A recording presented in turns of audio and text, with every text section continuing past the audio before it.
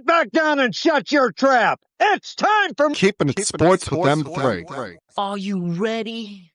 Are you ready? Well, I'll need some beer. Are you ready? You have to ask me nicely. Come on now, don't be bashful. Are you ready? Are you ready for The place for the best sports talk and news surrounding each league. I can prove it with my usual flawless logic. Hey man, this time we're gonna do it my way. What's your name again? And now, here's your host, M3, Mike Rosansky, coming to you from Freehold, New Jersey. It's time for Keeping It Sports with M3, normally powered by the Connecticut School of Broadcasting. Good afternoon, everyone. I am, of course, your host, Mike M3 Rosansky, coming to you here on this Tuesday, the 7th day of April. Hope you're all doing well. Hope your week has gotten off to a pretty good start. Hope you all enjoyed a very relaxing, safe, healthy holiday weekend over the weekend, whether you were celebrating Easter or Passover, whichever your family celebrates. Hopefully it was a fun and safe one for you. A lot I want to talk about today. Give you some thoughts early on what's going on with the baseball teams in our area with both the Yankees and Mets, because even though both have gotten off to decent starts, especially in the case of the Yankees, there's some things you look at with both of them to be concerned about. Give you some thoughts on the Lakers and the injuries that they're dealing with right now as we head into the postseason. Also share with you some thoughts about some of the moves taking place in the NFL and a move that could take place in the NFL in the next couple of weeks, as we are just 2 short weeks away from the NFL draft. But before we get there, as I said, we're starting the month of April, and that means waving goodbye to March Madness. And it wasn't the typical March Madness that we're used to. You didn't have that Cinderella team, that sleeper team that came out of nowhere that made a deep run. You didn't have the George Mason or VCU kind of team or UMBC team that comes in as a Cinderella double-digit seeded team to shock everybody and ruin everybody's bracket. But there were some really good games, some really exciting games in both brackets, not just the men's, the women's. I know we'd be completely shortchanging them and disrespecting them not to talk about the great accomplishment of the UCLA Lady Bruins today, winning their first NCAA national championship.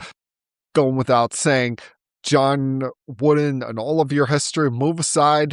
Us gals have our own championship to bring to these hallowed halls here to celebrate for once. And I wish that would have been a more competitive game. I thought it would be a more competitive game, especially the drama that surrounded South Carolina this weekend. And it's a shame because this tournament is not going to be remembered by the dominant performance by UCLA and how you had a group of 6 seniors leading the way with Lauren Betts and Gabrielle Jaquez leading the charge for this team. And for the second year in a row, not just leaving South Carolina heartbroken, but losing in an ass-kicking fashion in the finals.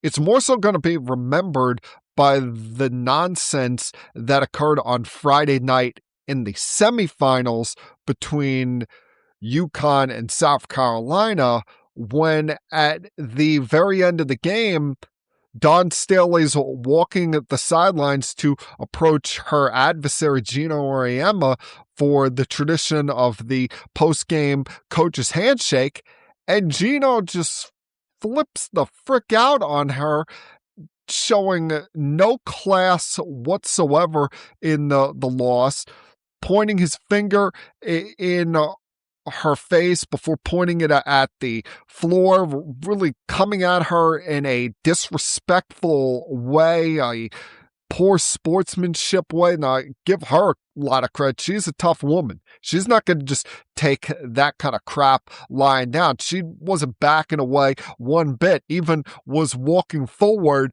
shouting back at the UConn coaching staff saying, "I will beat Geno's ass." This should be no surprise. I mean, Geno Auriemma was acting like a baby all night long. Even before that, you saw the in-game interview he did with Holly Rowe, where he's whining, complaining about the officials, how it was so much more favored against UConn, and it wasn't so much against South Carolina, claiming they were tugging at his player Sarah Strong's jersey all night. But hey, dude, watch the replay. Your girl ripped her own jersey off. It wasn't the South Carolina players that did so. She had to replace her jersey with a jersey of another number going into the second half because she ripped her own jersey.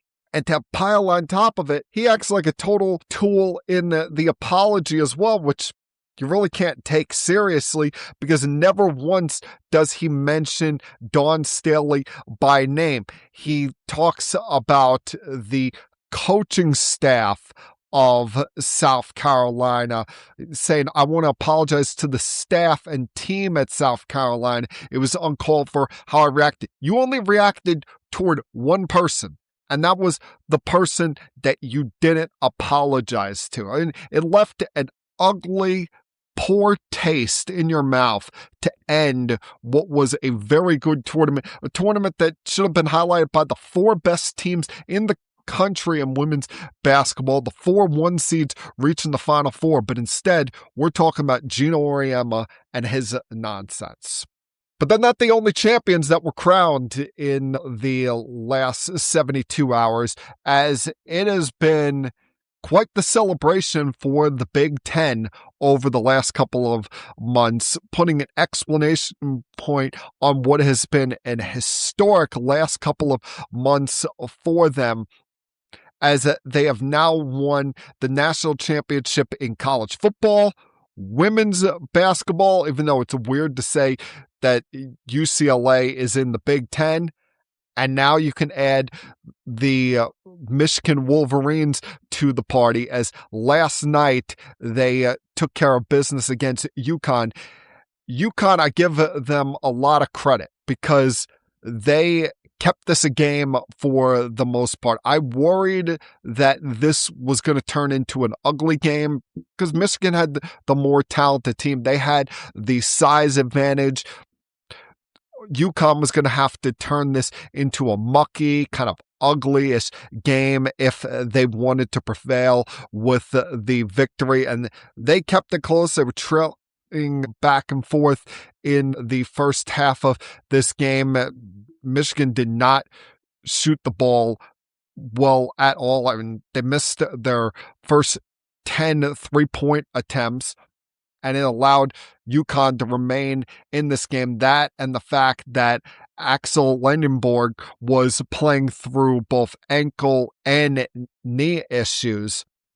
But in the end, the size advantage they had with Lindor and Morrow was too much for UConn, even though they didn't dominate them offensively as they had the rest of their opposition in this tournament by scoring 90 or more points in 5 straight games. They used their size, their length, all to their advantage. Now, it doesn't take away from what has been a great run for UConn over these last several years.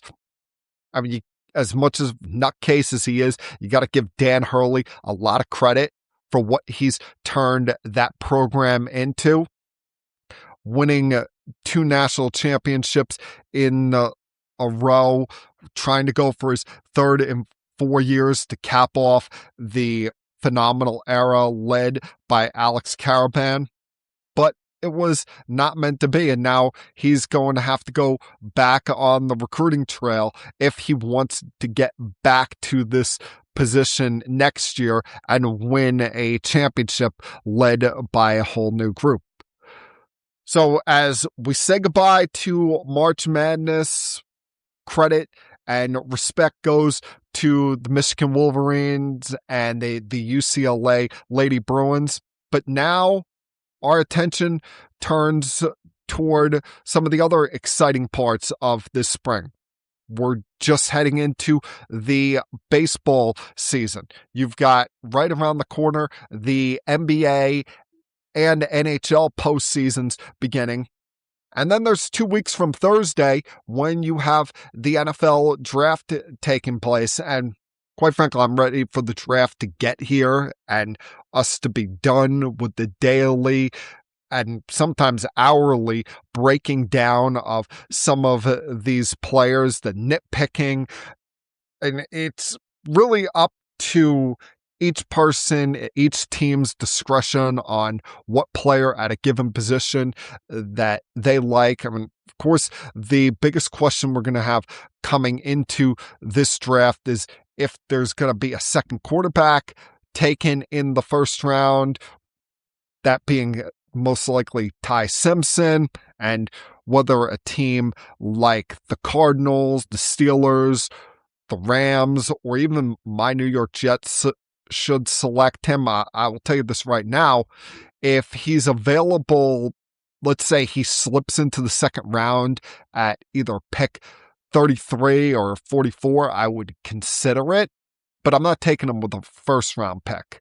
I need to be 100% sure about a guy, and in my mind, he has not made enough college starts to really feel comfortable about him. I'm not making too big of a deal about the height at 6'1", because he does seem like a very smart kid, seems like a guy that has the leadership qualities that you like. I just wish he had more experience. I just wish that he had multiple years of starting under his belt to truly feel comfortable to put forward a first-round draft pick on a guy that, see, if you're drafting a guy in the second round, third round, fourth round, you're not committing to them as your long-term future. You take them in the first round, whether it's your first pick or you trade back into the first round like the Giants did with Jackson Dart a year ago, and it looks like that's going to work out in the long term.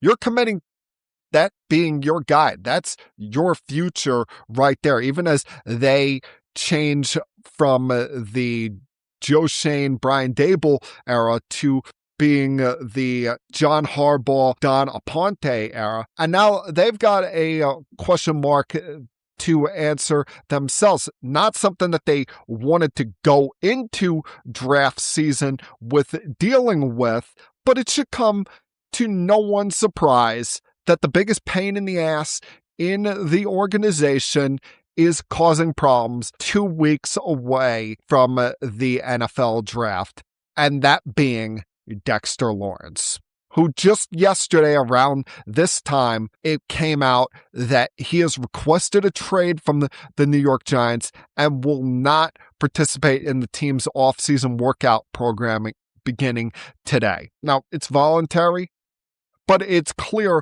what this is all about.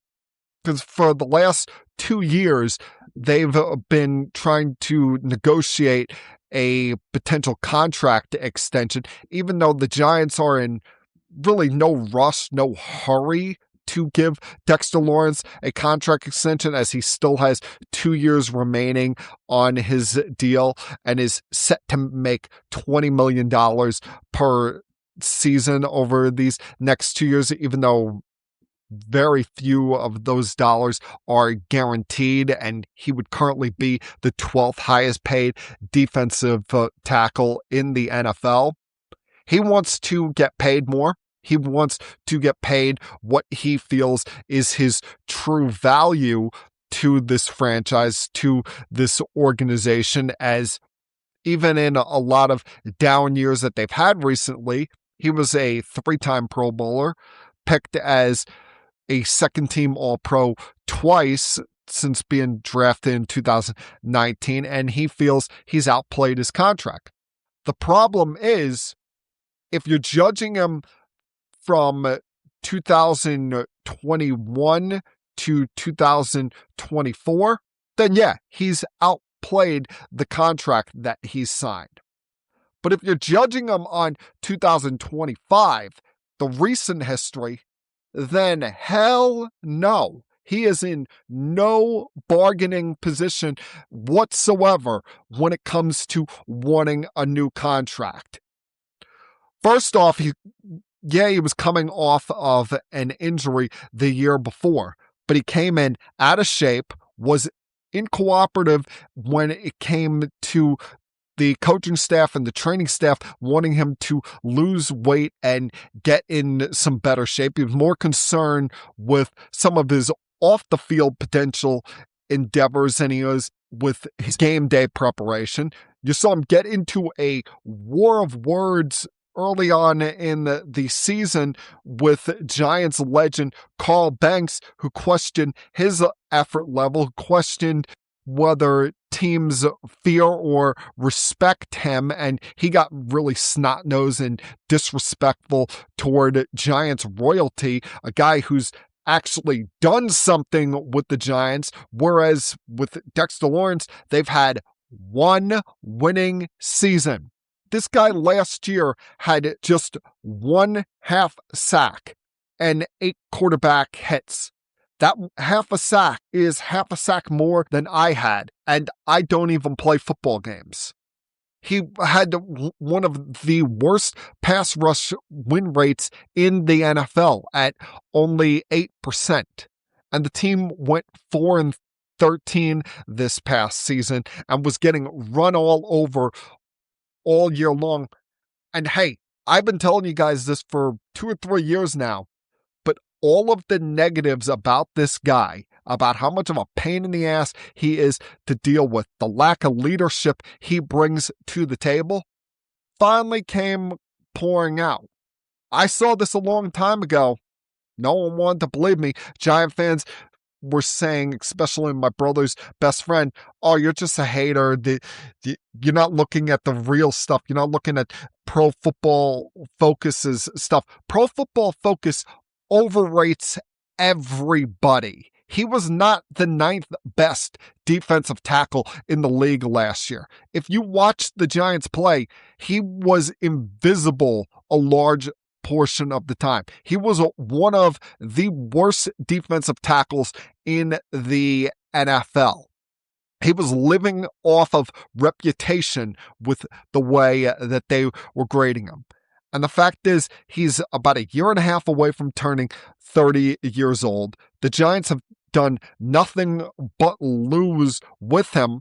Why not just trade him? Get what you can get and get a new defensive tackle in here in the draft. Someone who's less maintenance, someone who's not going to be a pain in the ass. Because John Harbaugh coming in here, he doesn't want to deal with this drama. He doesn't want to deal with this nonsense.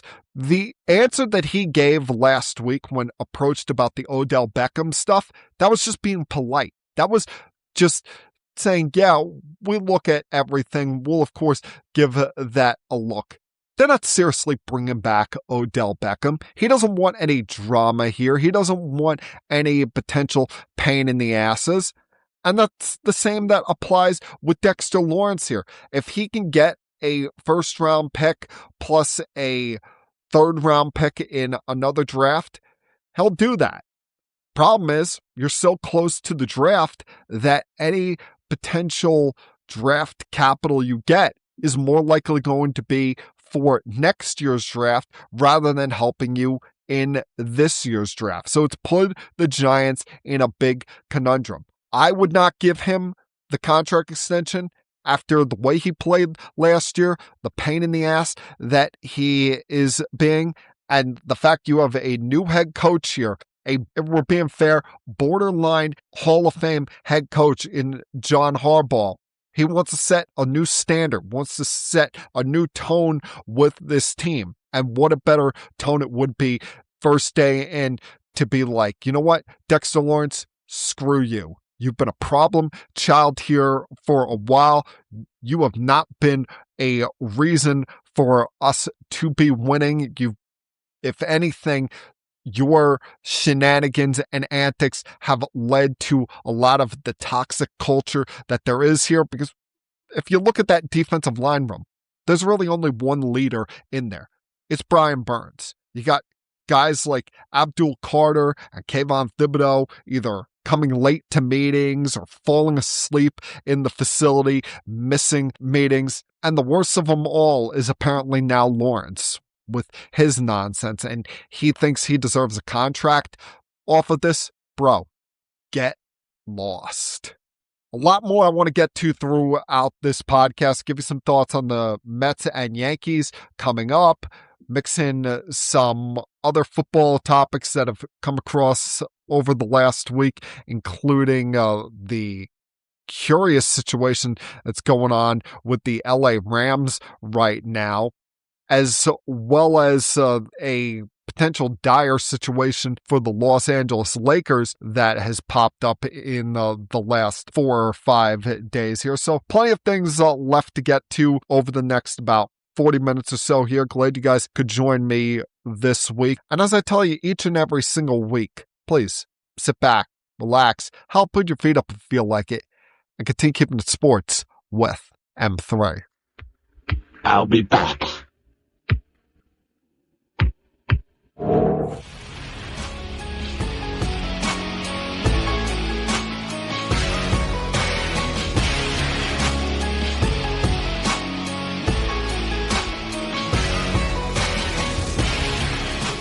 I can respect fandom.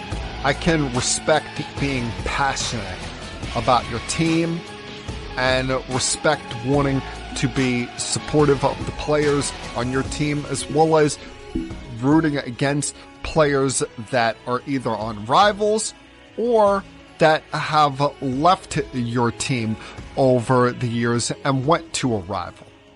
But this is a message that I have been saying for a year now, and I am going to continue to say it to my fellow Yankee fans. Because what happened over the weekend at Yankee Stadium was, quite frankly, an embarrassment. Move the fuck on. Over the weekend, I'm watching these games between the Yankees and the Marlins. And I forget whether it was Saturday night's game or late in the game on Sunday as they got pushed back due to weather. But late in one of these games during an at-bat Giancarlo Stanton was having, I started hearing the fans in the right field bleachers chanting, "Fuck Juan Soto." Like, guys, what are we doing here? And we're not even playing the New York Mets. Juan Soto's team is all the way across the country. Hell, the Mets are not, even though they play in the same city as the Yankees, they are not a rival. Despite what some Met fans may want to think, the Mets and Yankees are not a rival. They may share the same city, but the only time that they play is, twice a year sometimes. They've played in the World Series once, but that is not a rivalry. The Red Sox, even for as poor as they've been in recent years and how much their organization is falling apart since the Rafael Devers trade, that's a rival. The Blue Jays, that's a rival. Hell, even the Houston Astros, as long as they still have Jose Altuve and Carlos Correa, the leaders of that nonsense that went on 9 years ago, that is more of a rival than the New York Mets. I'm sorry if some of you are still butthurt over the fact that Juan Soto didn't re-sign with the Yankees, and you're so appalled that, how dare he go and sign with the New York Mets. He got a fantastic deal, 15 years for $765 million, way more than the Yankees were willing to go to. And that was a deal that the Mets as a franchise needed to make. You're going to tell me that you can blame a guy for taking that money and running?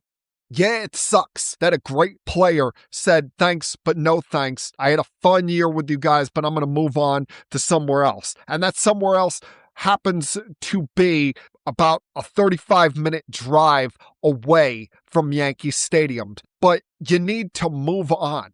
Hell, he was a San Diego Padre longer than he was a New York Yankee. He's been a New York Met now longer than he's been a New York Yankee. And for you guys to be out there in the bleachers chanting, "Fuck Juan Soto," you really look small. You really make yourselves look like a bunch of jilted lovers. Get over it. He's not a Yankee. He's never going to be a Yankee ever again. Plus, both teams are off to good starts on the season. Shouldn't we be more so excited about what our individual teams are doing rather than concerning ourselves with this fake forced rivalry that the New York media wants you to think is there, but really is not a thing? It's never been a thing. And I give the Mets credit, the fact that they're 6-4 right now, even though that they had a really disheartening loss to the St. Louis Cardinals last week, even with some stupid play by Francisco Lindor with some of the boneheaded plays that he was making in the third game of that series, not knowing how many outs there were, stealing a bag in the sixth inning, or trying to steal a bag in the sixth inning with Juan Soto at the plate and getting tagged off second, and only for moments later Soto to hit a home run that would have given you guys the lead rather than just tied the game at 1. I don't know what's up with this guy. He's off to a really slow start by his standards on the season, whether it's, the New York media trying to play up this rivalry that him and Soto potentially have for the cold handshake they had on opening day, or people keep bringing up the potential poor relationships that he had with Pete Alonso, Jeff McNeil, as well as you want to throw Brandon Nimmo in there. I don't know if that kind of stuff has gotten in his head, but he's going to be needed to really crank things up now, because they're going to be without Juan Soto for a large portion of this month as he recovers from that right calf strain. And you don't want him to rush things back. He's a tough guy. He's a guy that loves playing, was going to want to be in there every day. But the Mets made the right decision. They made the right call here to put him on the injured list, because you don't want him running into Carlos Mendoza's office one day saying, "Hey, Skip, I can go. I'm good to go. I'm feeling great tonight." And all of a sudden, that calf strain is even made worse, or even though we haven't quite seen this injury play out in Major League Baseball, but have in both the NFL and the NBA, we've seen where calf strains can turn into Achilles issues. And that is the last thing that you need to happen for this Mets lineup, a lineup that still has corner infielders that are trying to adjust, young players like Brett Beatty and Mark Vientos trying to figure out where they fit into the mix here, a hit or miss center fielder in Luis Roberts Jr., who you're still not sure what kind of offensive production you're going to get out of him this year, and then a rookie in right field in Carson Benz. So you need Soto healthy. You need Lindor to start producing and getting things going here. Even though I'm happy by the start that the Yankees have gotten off to, they're 7-2. There's not much you can complain about with that. I mean, yeah, you maybe want to nitpick about some of Aaron Boone's bullpen decisions late in these games, and I have more of a problem with the fact that he pinch hit the third string catcher on Sunday night than using Paul Goldschmidt than I do with what he did last week when he had Paul Blackburn as his last guy in the game in the ninth inning when it was tied at 1. It's going to happen, especially when your starter only goes 4 innings and it's early in the season. You don't want to be running through your bullpen in the first week of the season. Plus, I said before, as long as the starting pitching starts getting back to full strength and we can get to a point where you have Gerrit Cole and Carlos Rodon joining this rotation with Max Fried, Cam Schlittler, and whoever you want as your 5th starter, whether it be Will Warren or Luis Heel or Ryan Weathers.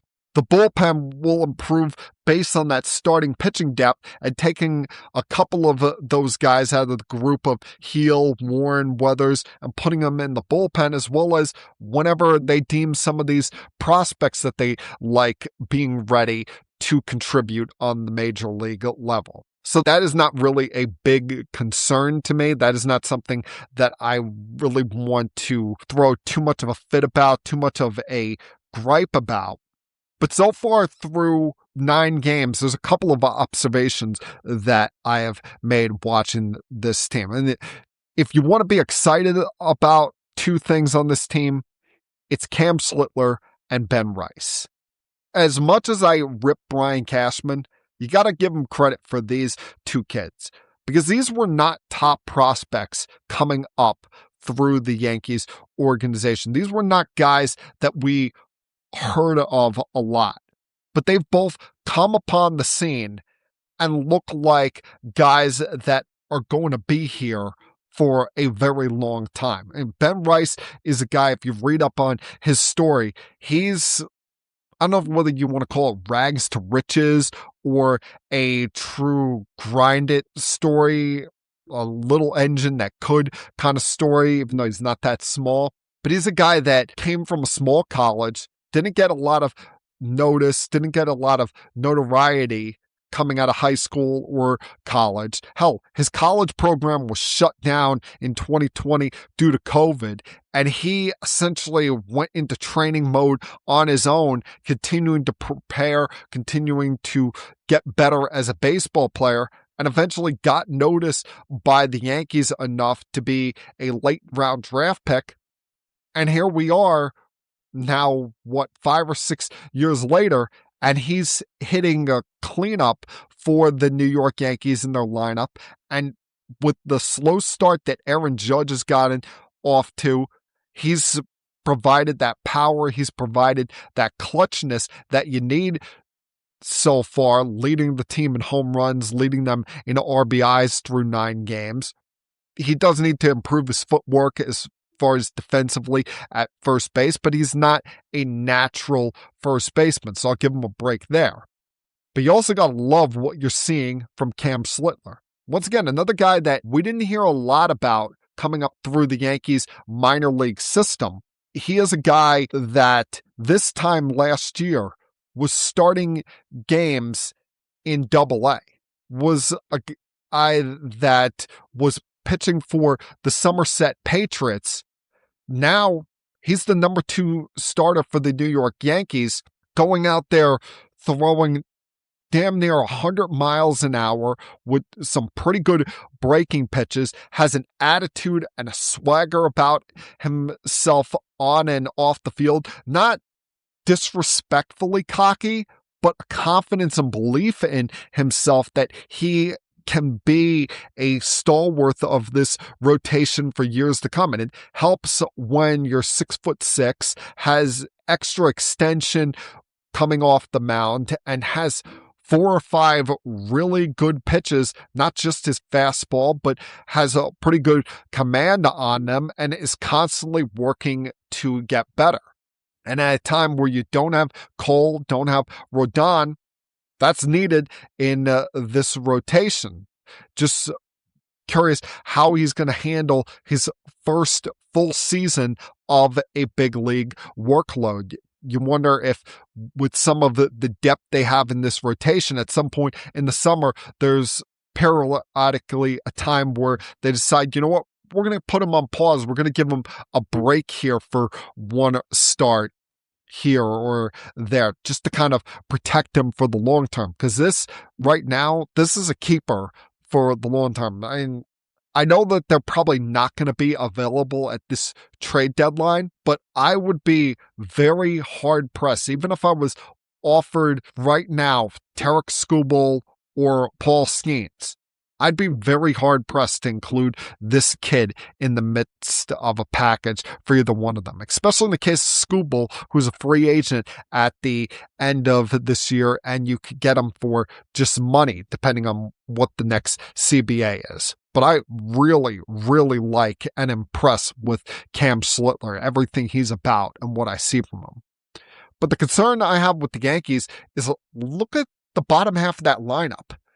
Yeah, Trent Grisham is not done well at the leadoff spot, but he's at least getting walks, so I'll give him a pass for now. But 6 through 9 in that lineup is an absolute sieve. I mean, Jazz Chisholm talking about how he's going to go 50-50 this season. Bro, 50-50? How about you just get some hits? I mean, you're barely hitting above my body weight right now. Austin Wells doesn't have an RBI or an extra base hit so far this season.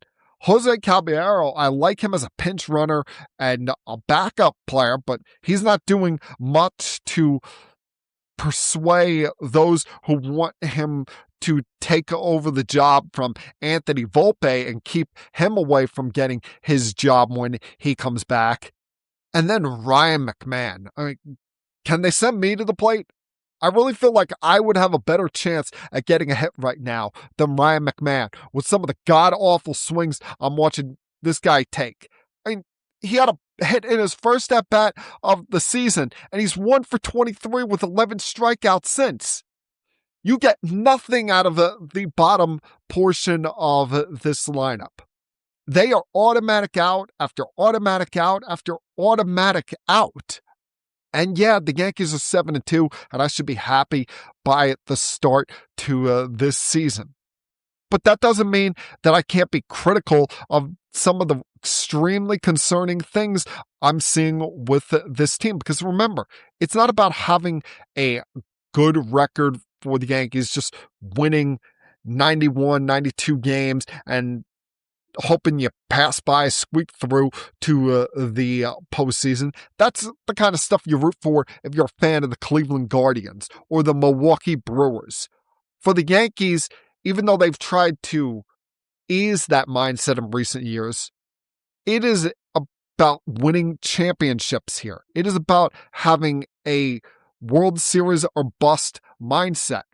And I'll tell you right now, you ain't winning a World Series with that bottom foursome in your lineup. You've got to really look into some upgrades here, whether it's playing Ben Rice at catcher more often, putting Bellinger at first base, bringing Dominguez up to play left field, or you want to try trades at the trade deadline since you have a surplus or a so-called surplus of starting pitching prospects to delve into. But this foursome at the bottom of the lineup, that can't be your 6 through 9 for the large portion of this season, especially if you have any plans of making a deep, deep run into October.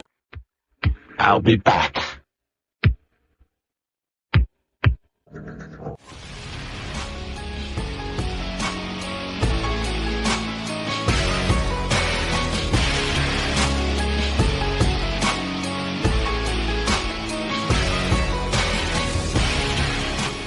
I could say one thing for sure. He may not make the Pro Football Hall of Fame. I'm fairly certain he won't be a Pro Football Hall of Famer. But Kirk Cousins is winning at life. He is going to be in the Hall of Fame of NFL contracts when it is all said and done because he has played the system like a fiddle. And so perfectly when you consider that this is a guy that was a 4th round draft pick 14 years ago. Drafted the same year, ironically, that the then Washington Redskins drafted Robert Griffin III and has made the most of his abilities in that time. Played on the franchise tag twice with Washington before, for 11 consecutive seasons, played on contracts that are fully guaranteed. First with the Minnesota Vikings, then moving on to the Atlanta Falcons. Before halfway through that first season, they benched him for Michael Penix. Then this year comes back in relief and played a lot of the time due to the injuries to Michael Penix.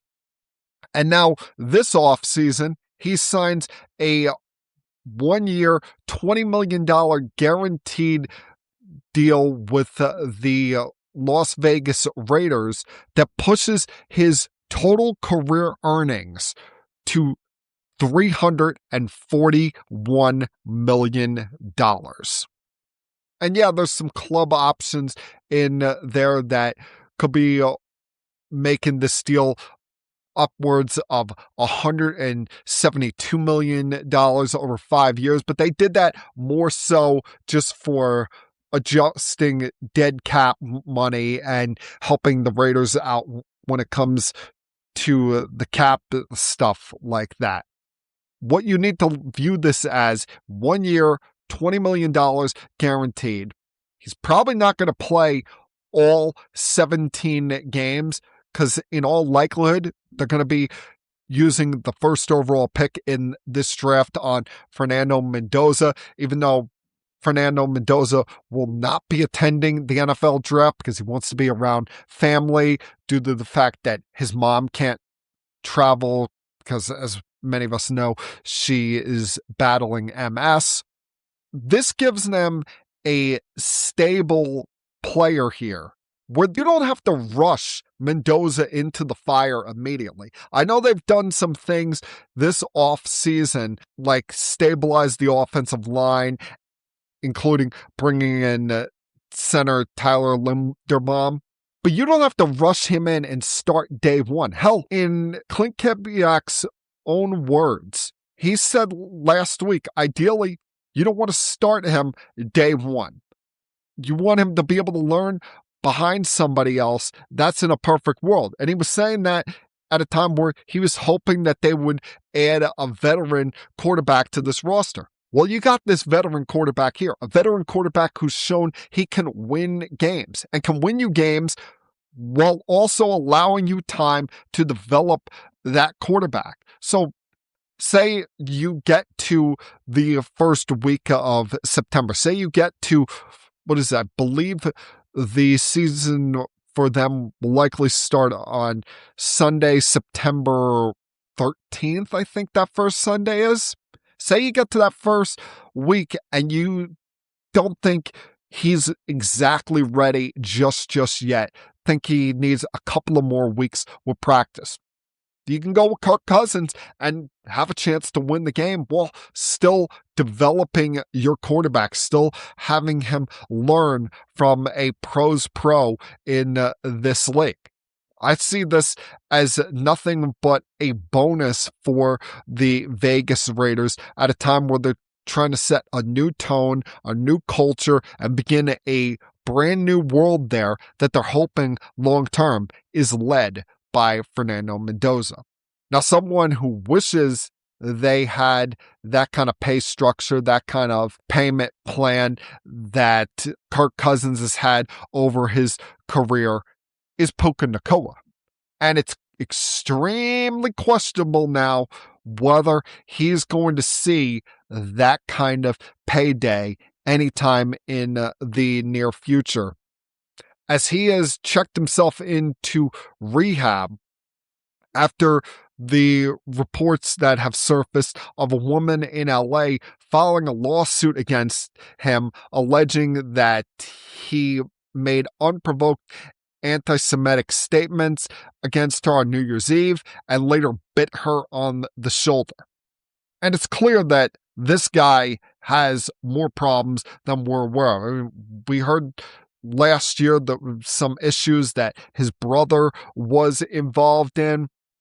Hell, the Rams have even been at times concerned about his behavior and his maturity. They've even said, although he's eligible to sign a contract extension as a fifth round pick 3 years ago, they don't want to discuss contract negotiations with him until he shows a clear sense of maturity and growth. And the reason the Seattle Seahawks gave that deal that they did to Jackson Smith and Jigba a couple of weeks ago is not just because he's one of the best wide receivers in the game and deserves to get paid that. It's because he's a team leader. He's a guy that you don't have to worry about him going into a public place or public area and embarrassing you and bringing a stain down on your organization. Even for as much of a winning organization and straight and narrow franchise the Los Angeles Rams have been in recent years, led by Lesney and Sean McVay, they don't put up with problem childs. They don't put up with guys who, yeah, you may be talented, but you're a pain in the ass. You could potentially bring down the vibe of this entire team. So you could take that kind of attitude and get lost. We're not going to put up with you and your shenanigans or any of your bullshit here. And that's a message that behind the scenes, they're probably telling Puka Nacua, saying, hey, yeah, we are going to support you. We want you to clean up your behavior. We want you to mature and grow here and be a long-term player for us. But we're not going to give you that extension unless you show that you're making real personal growth, unless you show that you are not going to be at risk of embarrassing us at any point in the future. Because you don't just give a player that kind of contract because they're a great player. You give them that because you trust what they can do in the future. And right now, if you're a Rams front office executive, coach, teammate, or fan, how can you say that you trust this guy? And it seems like there's a lot of distrust and scrutiny rising in the city of brotherly love, especially in the direction of Jalen Hurts. And listen, this kind of stuff gets brought to the public eye more so with bad teams, but you start to hear tension rising even with winning teams when you've had so much success. I mean, they've been a constant playoff participant with Jalen Hurts as their quarterback. They've gone to 2 Super Bowls. In both of those, he's outperformed Patrick Mahomes in them, including last year when they blew them out in one of the least competitive games that we've ever seen in NFL history. But there's so much noise surrounding this franchise right now, whether it be on a day in, day out basis. You never know what's going to come out of Nick Sirianni's mouth. The constant speculation about potential trade of A.J. Brown, some in-locker room jealousy as far as their over-reliance on the success of Saquon Barkley and the ground game. And then there's some criticism coming from current and former coaches unnamed toward Jalen Hurts, where they feel that there's times that he changes up the play too much. And listen, a quarterback, they're going to have a little bit of freedom, a little bit of wiggle room. But when you see instances like what happened against the Packers in late November, where for some reason Nick Sirianni is going for it on 4th and 6 from the Packers' 35-yard line, and rather than just go for a little check down there to hopefully get the first down, he decides to go for the kill shot to A.J. Brown down the field and falls incomplete. And you're seeing Nick Sirianni looking up, mouthing the word "why." It shows that there's a lot of distrust. It shows that even through all the winning, everything is not happy, all harmony in that organization. Hell, you've heard more than enough people say that him and A.J. Brown were once the best of friends and now barely talk as the season goes along here. And it's now being put in the lap of their new offensive coordinator, Sean Mannion, who's going to be Hurt's sixth offensive play caller since he entered the league in 2020. Not the kind of drama or tension you want to come into as a new coach. You want to kind of ease your way into a job, especially one that on the surface looks like it could be a really fun and easy one when you have so many talented players and so many electrifying skill position players there. But hey, the city of brotherly love, it's never a boring time there. And now it's leading to more questions and more potential chaos there than they really want to answer for. I'll be back.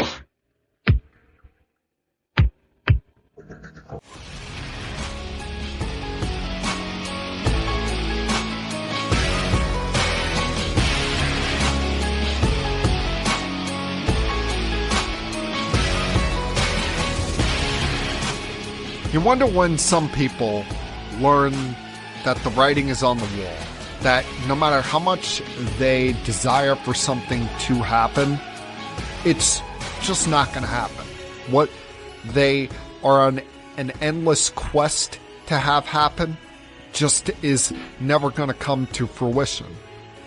And the latest example of that is Trevor Bauer, who unfortunately is back in the news again, not for anything illegal or potential lawsuits against him, because hopefully we've heard the end of that nonsense when it pertains to this guy.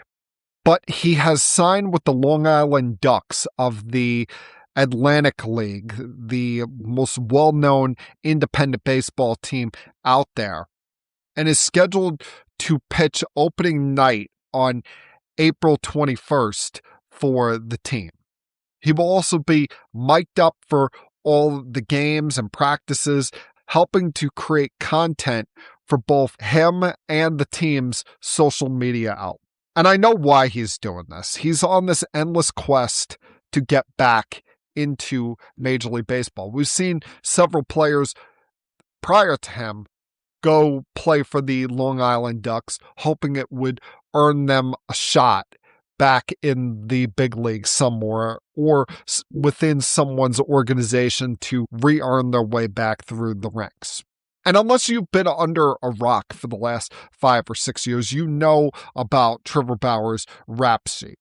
The guy was once served a 194-game suspension for violating MLB's domestic violence, sexual assault, and child abuse policy, although he was never charged with a crime. And his civil claims against him were settled in court, stemming from back in 2021 when a San Diego area woman accused him of sexually assaulting her. 2 other women followed with allegations, and he's denied the allegations, saying they were consensual encounters. Him and the women from San Diego have settled their civil suit outside of court, but he still has another active civil suit against a woman in Arizona. It's been almost 5 years since he's pitched in the big leagues. Last time we saw him pitching for the Dodgers, he was putting up a pretty good season. Had an ERA in the mid-2s, 37 more strikeouts than innings pitched, a whip at 1. And this is coming off of a season where he won the Cy Young in the 2020 season, but might I remind you, he did so while pitching for the Cincinnati Reds in a pandemic-shortened season where they were playing exclusively against the NL and AL Central teams, who you look at the pandemic season, the AL and NL Central were the worst divisions in Major League Baseball that year. So he got fat on 2 very bad divisions. at some point he's going to realize the jig is up. No one wants to deal with the nonsense as Trevor Bauer. There's not collusion against him. This is not, say a Colin Kaepernick situation where the league is clearly out to get him, because any of these teams could have signed him over the last couple of years, given how quickly teams run through pitchers with pitching injuries. And no one has even brought him in for a workout. No one's even offered him a minor league deal or a deal for the league minimum to see what he's got, because they know the media swarm, the media attention that brings upon them. And they also don't want to deal with the potential protests that would go on either outside or within their stadium of all of these groups out there that would say, oh, are you supporting a domestic violence accuser? Are you supporting someone that is disrespectful toward women?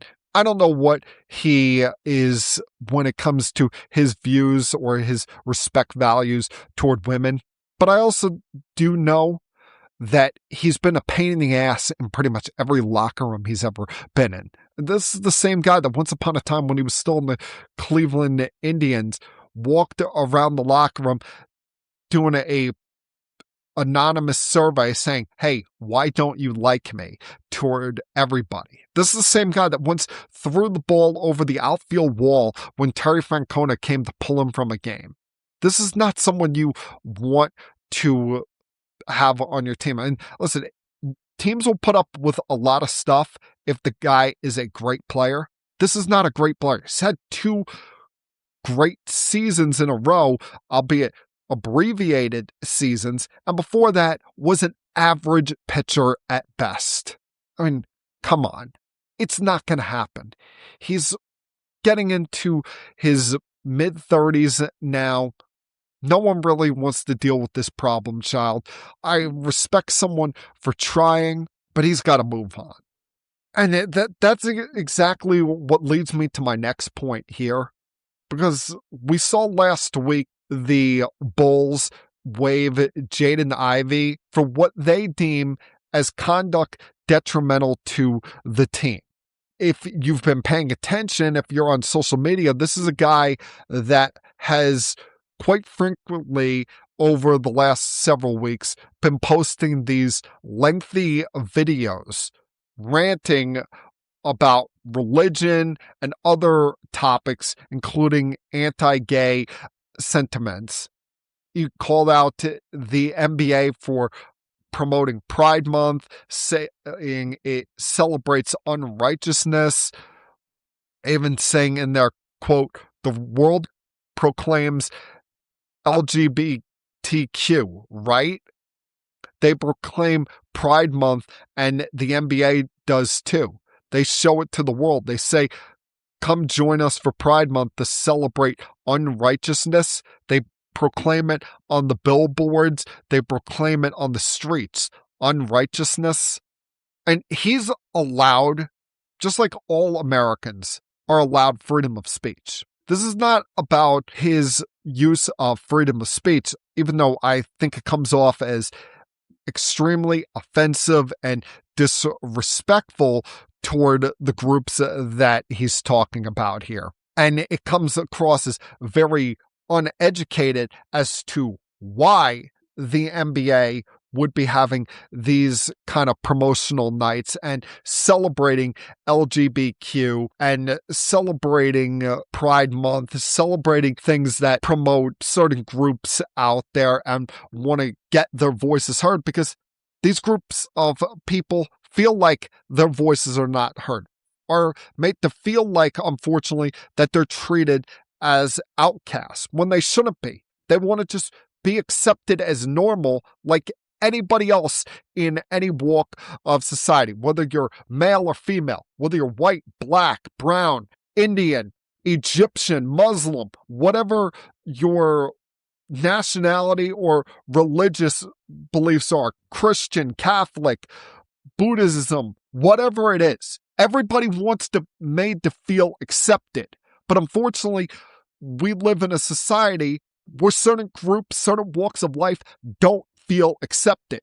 So when you have these leagues, these sports leagues, or these entertainment walks of the world decide, hey, you know what? We're going to put their voice out there. We're going to promote them and make them feel welcome. We're going to show them that say, hey, you can come have a fun night here. Come be part of what we're doing here. We appreciate you for being you. We celebrate you for being you. We want to learn more about what you're here for and what messages you want to get out there.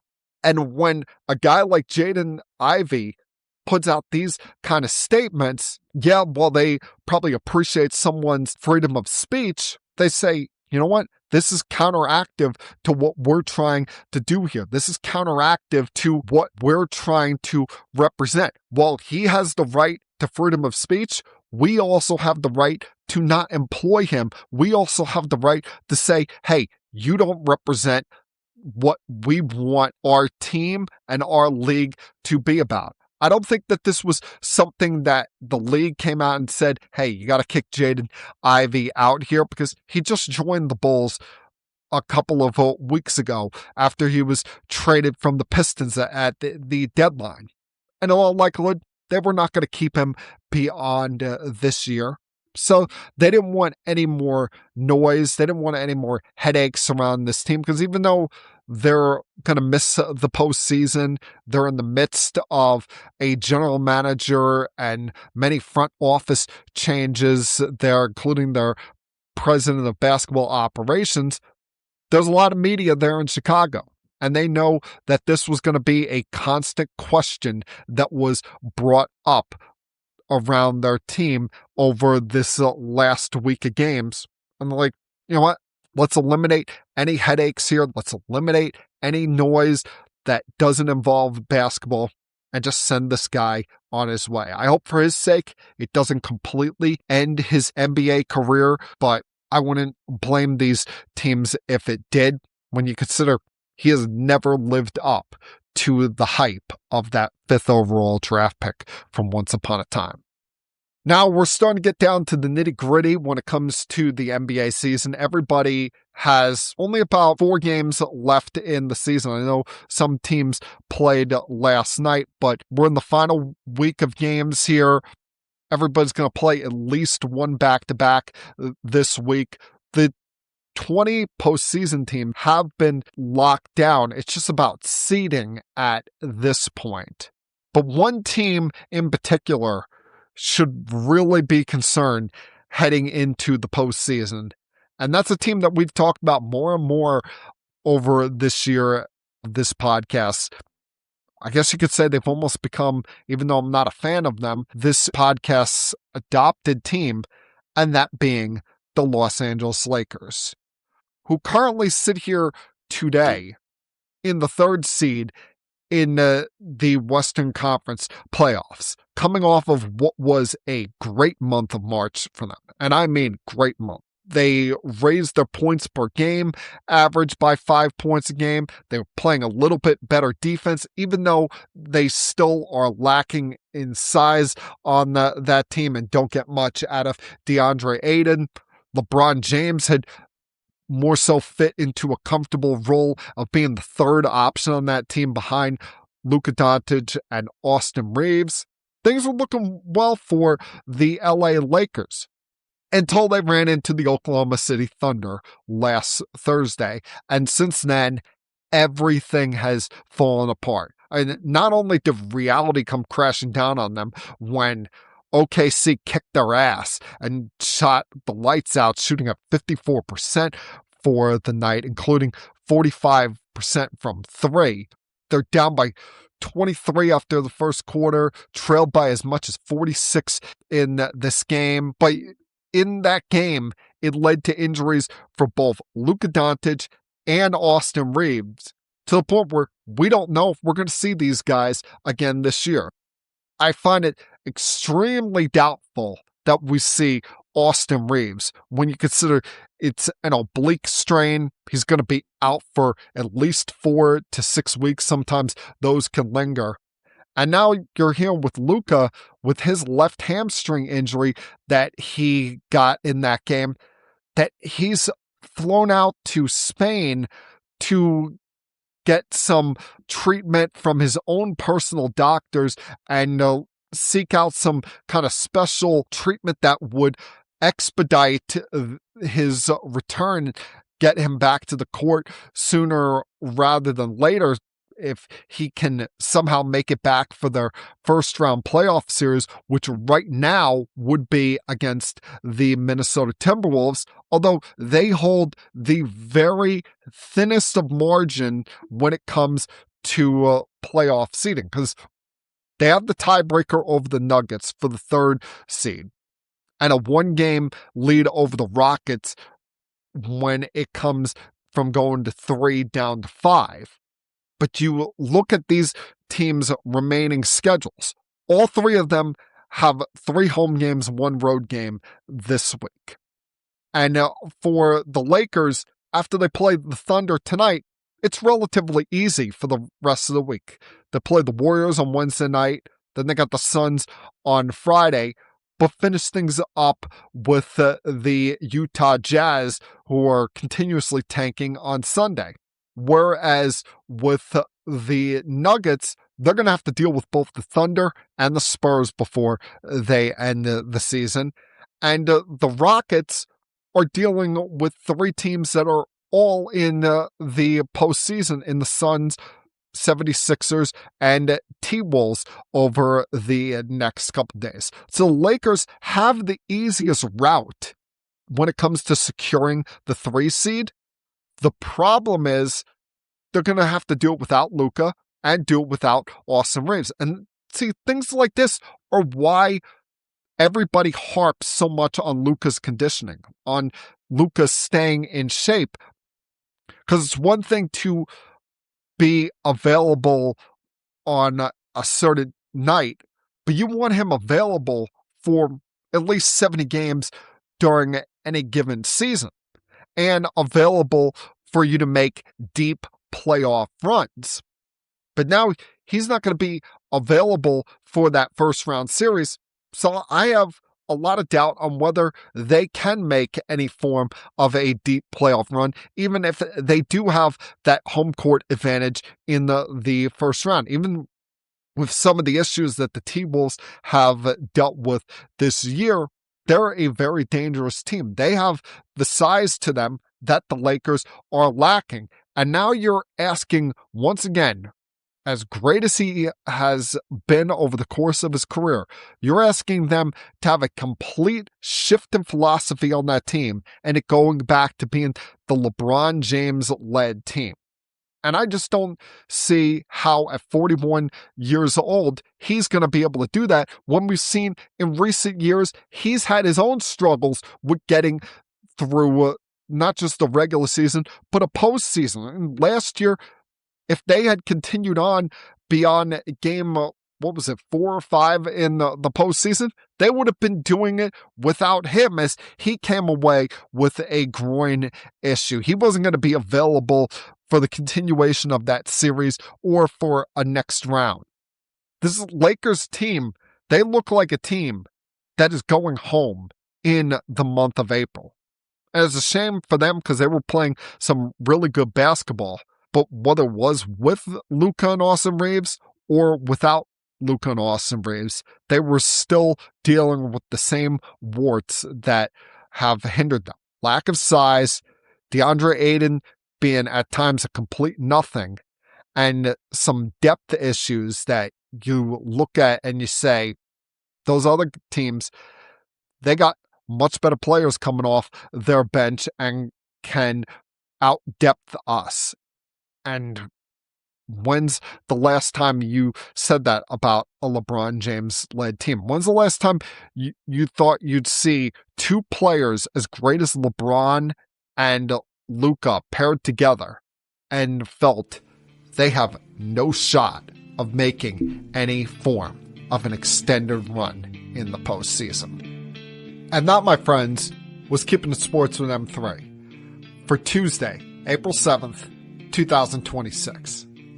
Everyone, please have a great night. Have a fun, safe, happy, healthy week.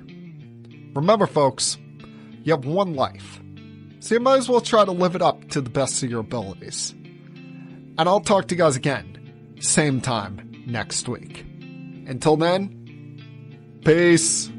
We have to go. Good night, everybody.